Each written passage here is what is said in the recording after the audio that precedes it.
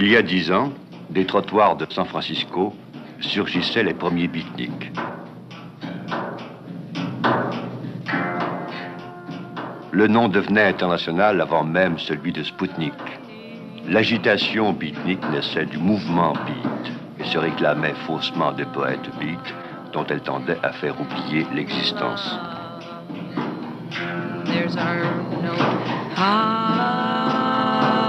À San Francisco, 10 ans plus tard, en marge des beatniks, on retrouve quelques poètes beat, et parmi eux, un de la première heure, Lawrence Ferlinghetti. Obscènes et qu'ils sont pour la plupart illettrés, et ça c'est pour rire parce que ces poètes peuvent parler d'autres langues, par exemple, beaucoup plus que les poètes dans les universités. Beat. Cherchons l'origine du mot.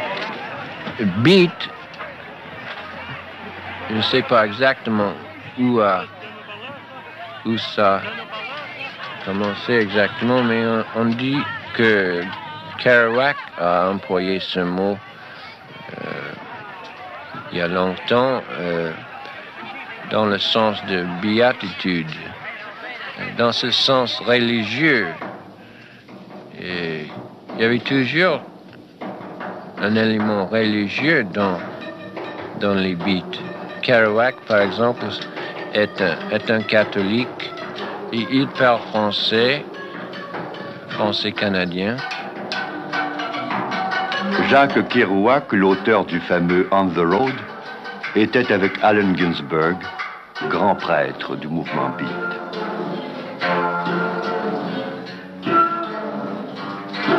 Interrogé il y a 5 ans à New York sur l'origine du mot.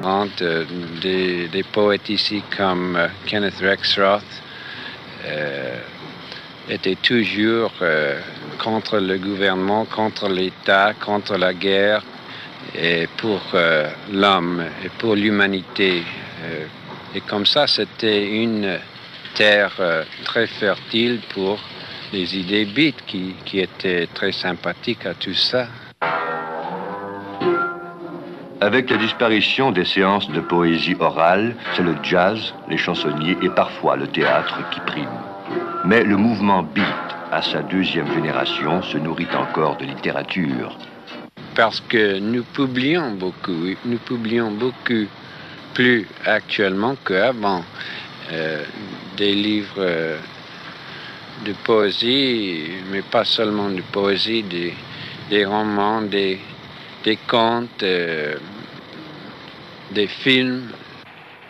Même si les poètes sont maintenant dispersés à travers le monde, les poètes beat, est-ce qu'on peut dire que San Francisco demeure une sorte de centre des beats? Oui, mais ça change beaucoup maintenant parce que les poètes qui restent et les jeunes poètes qui viennent d'arriver sont beaucoup plus engagés. Et maintenant à San Francisco, il y a tellement d'agitation, tellement d'action sur les droits civils. Est-ce que cet engagement social et politique de tous ces jeunes se reflète dans les œuvres des poètes beat de cette génération? Pas beaucoup. Vraiment, il a une tendance de se retirer dans ses œuvres, mais les œuvres sont très, très humanitaires. C'est une poésie humanitarienne au point de vue toujours contre la guerre atomique, toujours pour l'homme, toujours contre l'État. Et les poètes et les peintres actuellement qui créent à San Francisco sont plutôt individualistes. Ils préfèrent travailler seuls ou ils sentent-ils le besoin d'avoir des gens autour d'eux? Ils préfèrent rester seuls, je crois. Il n'y a pas beaucoup de séances de poésie actuellement. Les poètes restent chez eux et travaillent sérieusement, quoi. On dit, oui. Mais on fume du marijuana aussi. On ne travaille pas tout le temps. Mais tous ces cafés, ces clubs de nuit, enfin autour de ces petits clubs, ça réunit ce que vous appelez encore des beatniks. Je fais là encore. Ah oui, oui. Qui ne font oui, rien. Dans ce quartier, il y a tellement de cafés de beatniks, oui. Qui ne font rien. Ce sont des clochards des clochards des arts.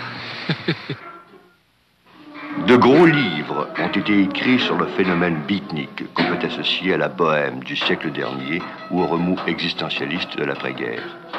Les beatniks, en révolte confuse contre la société, contre l'ordre établi, optaient pour la vie sans normes et sans espoir. On remplaçait les cocktails par le café espresso et la marijuana.